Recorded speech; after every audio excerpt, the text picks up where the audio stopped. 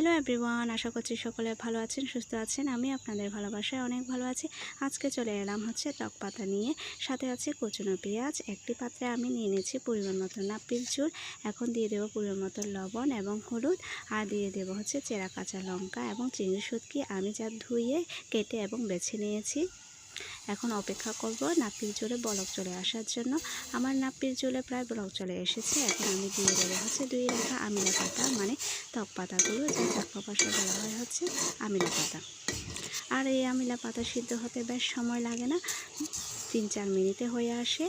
তাই এখন আমি নাপির ঝোলে যে দিয়ে দিয়েছি আমিলা পাতা, তা হালকা নেড়ে চেড়ে নেব এবং সিদ্ধ হওয়ার জন্য 3-4 মিনিট রেখে দেব।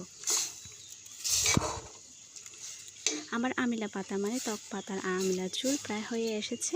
এখন আমি একটি পাত্রে আমিলা ঝোল নামিয়ে নেব। তাইলে আজকের এই ছোট্ট ভিডিওটি যদি আপনাদের ভালো লাগে থাকে, অবশ্যই লাইক কমেন্ট শেয়ার করে আমার পাশে থাকবেন এবং চ্যানেলটি সাবস্ক্রাইব করতে ভুলবেন না।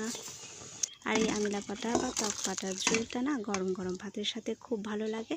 তাইলে আজকের জন্য সকলে ভালো থাকবেন। সবাইকে জানাচ্ছি টাটা।